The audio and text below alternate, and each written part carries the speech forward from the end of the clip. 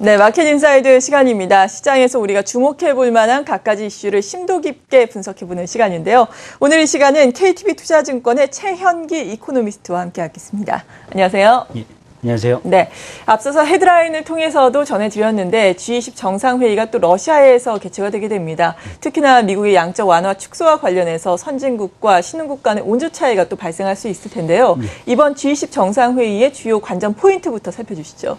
예, 말씀하신 대로 이제 근본 G20 회의에서는 그 미 연준의 양적 완화 축소 정책이 연내 시행될 것으로 예상되는 가운데 각국의 어떤 정책 공조 방안이라든가 또 그와 맞물린 경제 성장 촉진 방안에 대해서 좀 논의가 이루어질 것으로 보고 있습니다. 네. 일단은 좀 미 연준의 그 양적 완화 축소 정책과 관련돼서는 사실상 그 최근에 인도라든가 인도네시아 같은 신흥국들의 금융시장 불안으로 좀 이어지고 있는 상황인데요.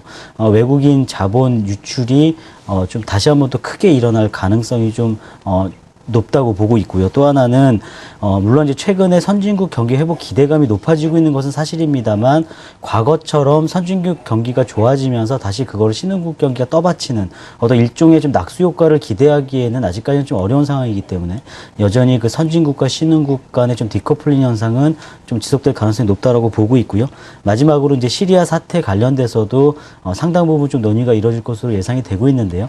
미국 같은 경우는 이제 상당히 어떤 강경한 대응을 나서고 있다고 지금 나서겠다는 어떤 입장을 펼치고 있는데 일단 중국과 러시아의 어떤 반대하는 입장이 상당히 또 강하고요. 특히나 서방 국가 간의 어떤 의견 차이가 좀 있기 때문에 일단 시리아의 어떤 화학 무기가 실질적으로 발견되는 등 어떤 유엔 조사 이후에 어떤 시리아 공습과 관련된 논의가 좀 더 활발하게 이루어지지 않을까라고 보고 있습니다. 네, 주요 의제와 시사점에 대해서 쭉 말씀을 해주셨는데 앞서 말씀을 해주신 것처럼 선진국 중심으로 최근에 경기 회복세가 일고 있습니다. 물론 신흥국까지 이것이 큰 폭으로 확산될 것이다라는 기대감을 갖기는 어려운 수준이지만 그래도 유럽이라든지 미국의 최근에 제조업 지표도 상당히 개선된 것도 의미가 있다고 볼 수가 있겠죠. 이러한 부분들을 어떻게 보세요?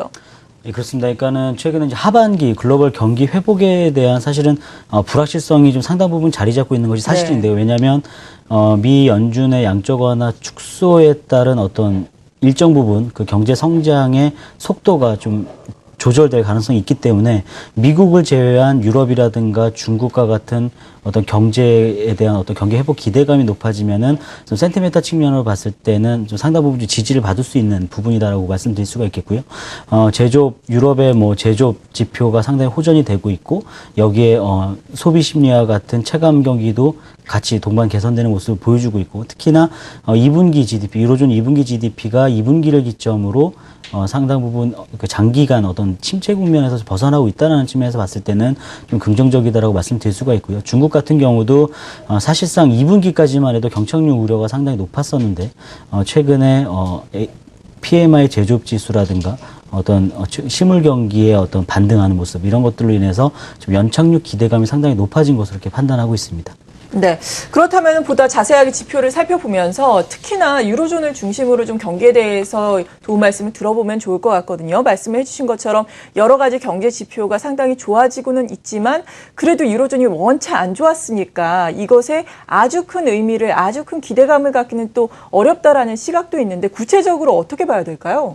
예, 그렇습니다. 그러니까는 물론 좋아지고 있는 것은 사실이지만 사실상 느껴지는 온도차 자체는 이렇게 뜨겁지는 않은 그런 모습입니다. 그러니까 상당히 완만하게 개선되고 있다. 그러니까 더 이상 1분기 이후에 2분기 경제 성장이 올라가지만 상당히 어떤 V자 반등을 나타낼 가능성 상당히 낮고요.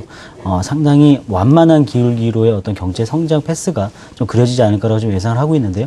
세부적으로 살펴보면 이렇습니다. 그러니까 유로존 국가의 경제 규모의 가장 큰 독일에다가 프랑스가 유로존 GDP 성장률을 견인을 했지만 그 뒤이어서 경제 규모가 큰 스페인이라든가 이탈리아 같은 경우는 어떤 장기간 재정 위기 우려를 겪으면서 상당 부분 어떤 펀더멘탈이 좀 취약한 모습을 보이고 있거든요. 그러니까 유로존 회원국들 간의 어떤 불균형한 회복세가 나타나고 있다는 측면에서 봤을 때는 향후에도 유로존 경기 회복에 대한 어떤 속도 자체가 좀 빠르지 못할 것으로 좀 예상을 하고 있고요.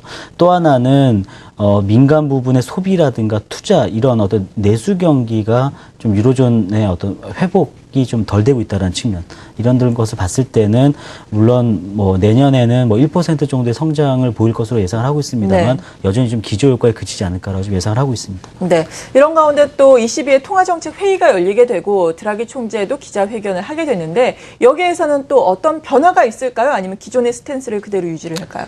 일단은 뭐 기준금리 자체는 현행 0.5% 좀 기준금리 동결할 것으로 예상을 네. 하고 있고요. 이제 주목해봐야 되는 것은 이제 지난달에도 나타났듯이 드라기 총재가 어떠한 그 포워드 가이던스를 주느냐. 그러니까 좀 상당 기간 현 수준의 금리 혹은 더 낮은 금리 수준을 유지하겠다라는 어떤 이전과는 다른 어떤 이례적인 입장을 보여줬거든요. 네. 그러면서 좀 시장의 안정에 좀 기여한 바가 있는데요. 그러니까 과거에는 이제 통화 정책을 미리 좀 예고하면은 사실상 어떤 통화 정책의 효과가 좀 떨어질 수 있기 때문에 그렇죠. 그런 것들이 없었는데, 이제 최근에는 이제 어떤 시장과의 의사소통이 불일치할 경우에는 오히려 그 중앙은행이 의도했던 바대로 가지 않은 경우가 많기 때문에 최근에 뭐 미 연준은 물론이고 뭐 미시비라든가 그다음 영란은행 이런 것들도 다 이제 의사소통을 하는 그런 모습을 보여주고 있기 때문에 포워드 가이던스가 어떻게 변화되는지 좀 여부를 주목해 봐야 되고요. 특히나 최근에 경기 회복 기대감과 맞물려서 하반기 혹은 내년에 유로존 경제 성장에 대한 어떤 톤, 경제 전망 톤이 어떻게 변화되는지도 좀 살펴봐야 될 것으로 보고 있습니다. 네.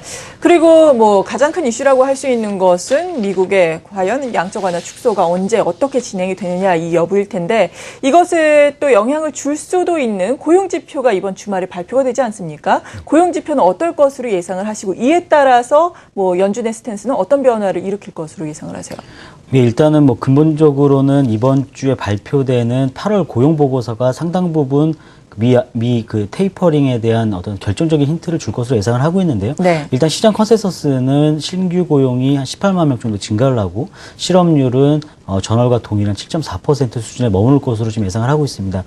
상당히 물론 고용 시장의 회복세가 나타나고 있다라는 측면을 지지해 주겠지만, 어떤 미 연준의 어떤 테이퍼링이 실시될 것이다라는 어떤 명분을 강화시키기에는 조금 부족한 그런 좀 지표라고 볼 수 있겠고요.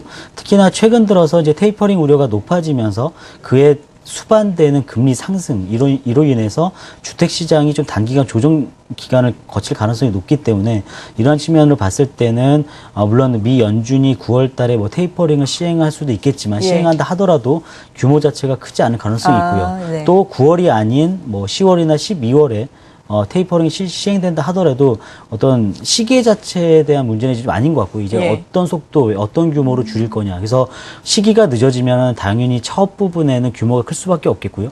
9월부터 시작하면 상당히 완만하게 좀 시작이 되지 않을까라고 좀 예상을 하고 있습니다. 네. 그렇다면은 이제 뭐 FOMC 회의를 전후해서 우리가 주목해봐야 할 이벤트라든지 이에 따른 뭐 투자 전략은 어떻게 세워야 할 것으로 보세요?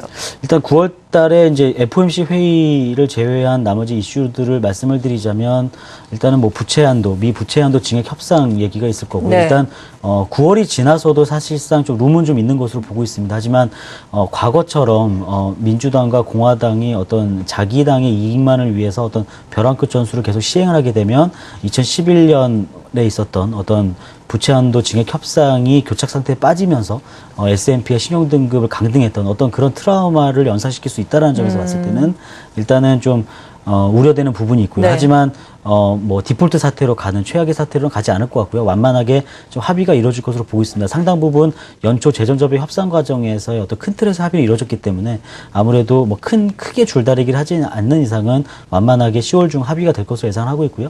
마지막으로 한 가지 더 말씀드리고 싶은 거는 이제 9월에 독일 총선이 있는데요.